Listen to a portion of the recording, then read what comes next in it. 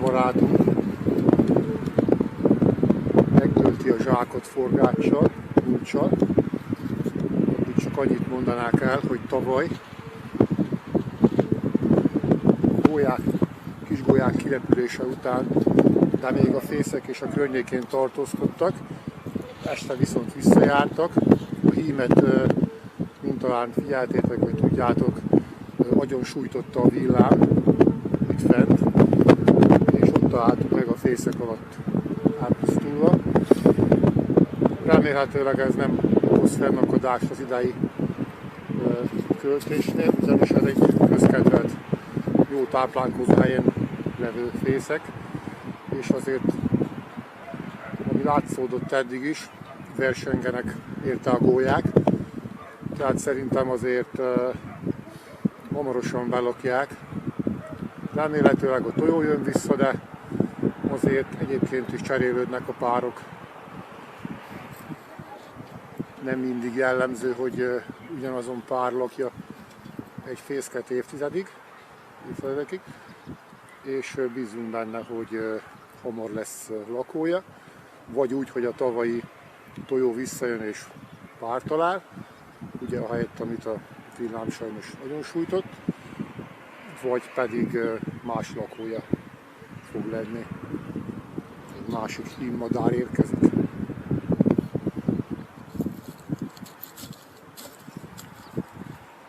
Persze már olyankor történt ez a kis baleset, ez a villámcsapás, mikor a madarak már kiálltak meg vissza, úgyhogy az eset után is visszaültek éjszakánként, tojóval együtt, sőt látszódott, hogy még egy vendégük is akadt, mert már ugye augusztus vége volt, költözési időszak, és plusz egy idegen fiatal madár is pihent a fészken.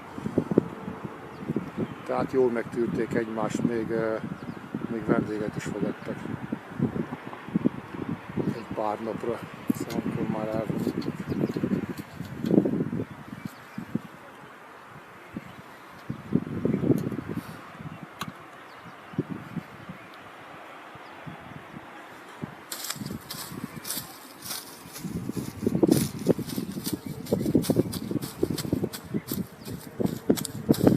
Kicsit még mély a fészek csésze, teszünk még rá egy zsákkal, és általában még megfigyelhetjük az elmúlt években, a madarak egy kicsit megigazítják, mikor megérkeznek, meglátjátok, és valószínűleg már csak mohát hordanak vele, azt szokták bérelni többnyire.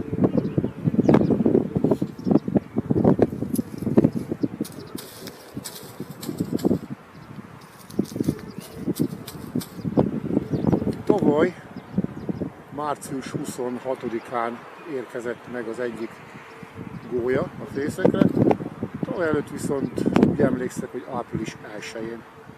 Ezért is gondolhatjuk azt, hogy most már itt a kertek alatt járnak, és hát az ország több területére már napokban is megérkeztek a gólyák.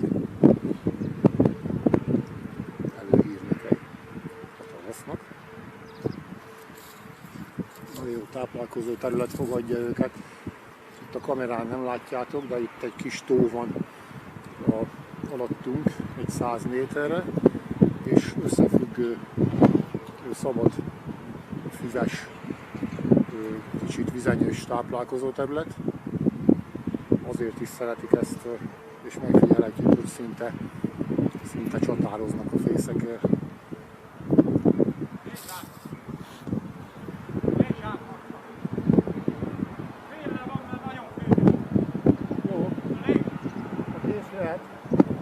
Közben innen is elkészült. Zsák megtöltésére is folytatjuk a munkálatokat. A berendezést.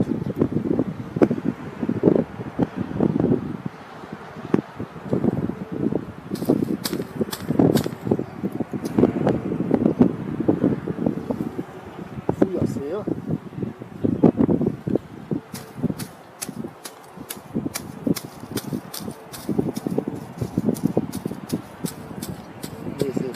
baglyokat is, hiszen velük hamarabb találkozunk. Itt az alattunk levő 2 méterrel levő ládába meséltem, itt van, és be fogok visszatérni, majd a kamerán is látszik. Igen, hozom, látod? Ja. Leküldöm.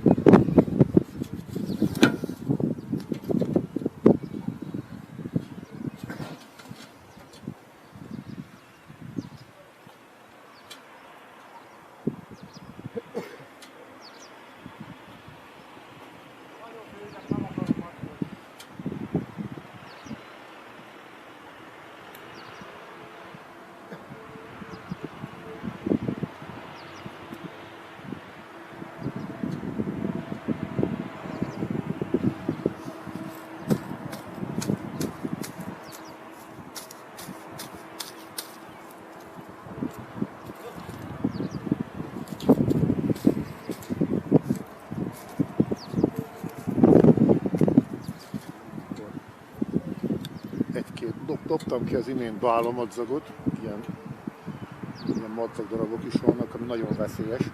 Hiszen az egyik évben láthattuk, hogy az egyik költőmadár lábára tekeredett, és nagyon aggódtunk, hogy mi fog történni. Szerencséje volt, mert valahogyan megoldódott a kérdés, és engedett a madzag. Ez a jobbik eset volt. És dobtam belőle már ilyen halott bálomadzagot. Ezek nagyon veszélyes dolgok. Sajnos a madaraknak szimpatikus, és belehordják fészekből is.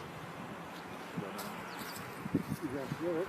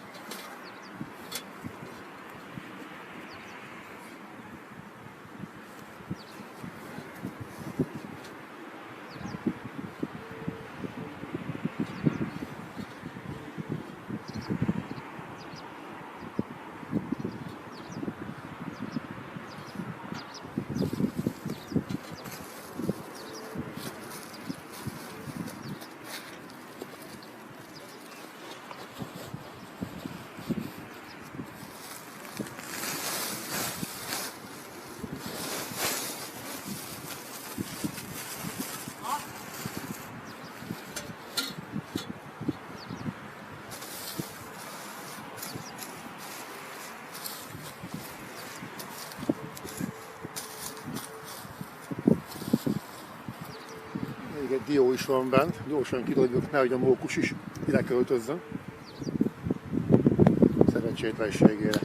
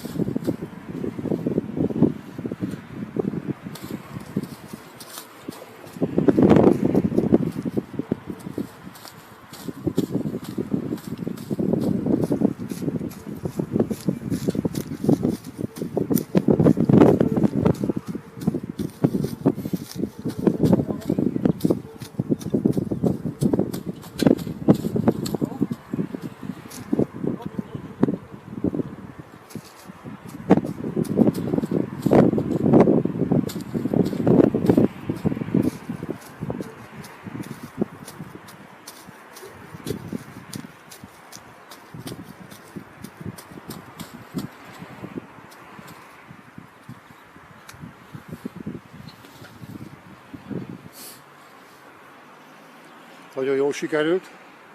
Gondolkodok is, hogy elmegyek lakberendezőnek, pláne ha a gólyák hívnak. Hát csak akkor. Hát, ez a végeredmény.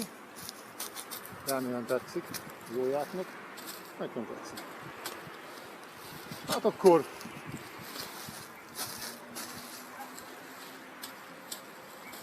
szép napot mindenkinek. A bagyok húgjanak, a gólyák kelepeljenek. Hajrá madarászok, hajrá magyarok! Sziasztok!